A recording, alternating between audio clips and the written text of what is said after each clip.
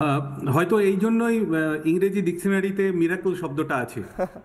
কারণ এই যেভাবে অ্যাক্সিডেন্ট হয়েছে, স্পেশালি ফুললি লোডেড এয়ারক্রাফট, পুরো এটিএফ ভর্তি অবস্থায় যেভাবে এক্সপ্লোড করেছে, সেইভাবে মনে হয় না 11 সিট নাম্বার, মানে অলমোস্ট অল সামনের দিকে প্লেনের, মানে সামনের দিক থেকে শুরু হয় 1 2 3 4, মানে 11 নম্বর রো, সেইখান থেকে একজন প্যাসেঞ্জার বেঁচে যাচ্ছেন, হয়তো এটারই নাম মিরাকল। সাধারণত দেখা যায় যে প্লেন ক্র্যাশ হলে টেলে যারা থাকে, লেজের দিকে যারা থাকে, তাদের সার্ভাইভাল চান্সটা বেশি। ঠিক। এবং আপনারা একটা ছবিও দেখাচ্ছেন, দেখুন প্লেনের যে টেলটা, সেইটা একটা বিল্ডিংয়ের ছাদে আটকে আছে।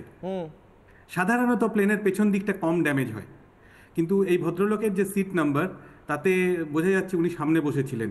কিভাবে বেঁচে গেছেন এর কোনো এক্সপ্লেনেশন নেই, এটা একদমই মিরাকল। স্যার বলছেন কোনো এক্সপ্লানেশন নেই? কোনোভাবে আপনি এটাকে এক্সপ্লেন করতে পারবেন না যে এইভাবে এটা হলো, এটা হয়ে গেছে। কারণ দেখুন, যেভাবে আমরা এক্সপ্লোশনের ছবিতে দেখছি, তাতে প্লেনের চারপাশে একটা বড় ব্যাস নিয়ে যদি আপনি একটা বৃত্ত আঁকেন, তার ভেতরে সব কিছুর পুড়ে যাওয়ার কথা। এবং ভদ্রলোকের মুখ দেখলে মনে হচ্ছে মুখে কিংবা হাতে পায়ে কোথাও কোনো বার্নস ইয়ে নেই, একটুখানি ইনজুরি রয়েছে আইব্রোর ওপরে, একটু রয়েছে চিকের উপরে, এছাড়া মুখে কোনো ইনজুরি নেই। অসম্ভব, কোনোভাবে এটাকে এক্সপ্লেন করা যায় না। কম্বাস্টেবল ফুয়েল, অর্থাৎ আমি যদি আরও একবার এই স্ক্রিনে দেখাই, এই যিনি বেঁচে গিয়েছেন তার ছবিটা আমি আরও একবার দেখাবো। এখানে এত ফুয়েল রয়েছে, এত বিস্ফোরণ হওয়ার পরে এই ব্যক্তি, আমি একবার দেখাই, স্যালিউট জানাই, এই ভদ্রলোক ইতিহাস রচনা করেছেন। এই ভদ্রলোকের কাহিনী নিয়ে দিনের পর দিন হয়তো চর্চা হবে, গোটা দেশ চর্চা করবে।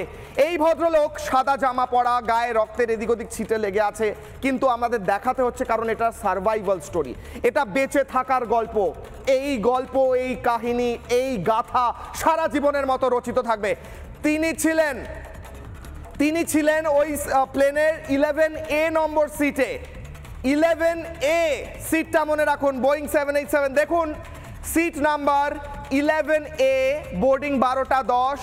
রমেশ বিশ্বাস কুমার তার নাম, immigration Air India ticket, PNR code, সমস্ত ডিটেলস রয়েছে। সমস্ত ডিটেলসে আমরা যাব না, কিন্তু এই টিকিটটা আজ ইতিহাস গড়েছে। এই টিকিটটা মিরাকলের প্রমাণ। এই টিকিটটা সারা জীবনের মতো প্রত্যেকটা ভারতবাসী এখন যারা দেখছেন তাদের মনে থেকে যাবে এই 11A। দেখুন ডিপার্চার 1টা 10, বলছিলাম না 1টা 10-এ ডিপার্ট করেছে এই প্লেন। ডিপার্চার 1টা 10, সিট নাম্বার 11A, বোর্ডিং 12টা 10।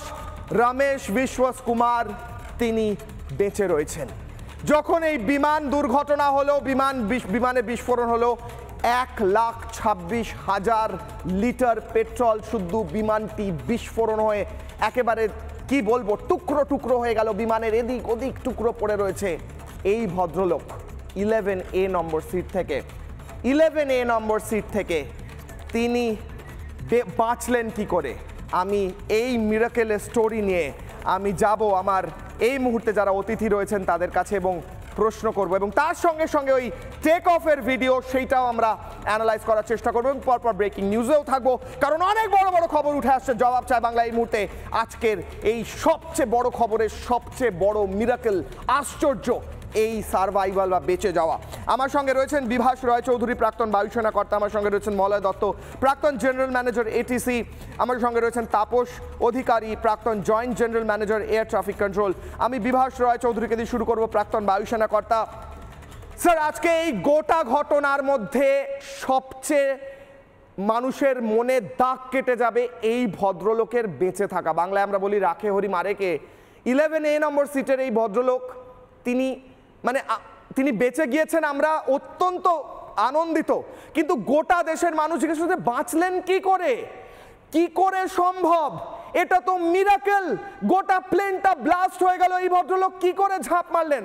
স্যার, কোনো এক্সপ্লানেশন, কোনো এর পিছনে কারণ দেখা, মানে বোঝা যাওয়ার মতো কোনো কারণ থাকতে পারে? স্যার বলুন বিভাসবাবু।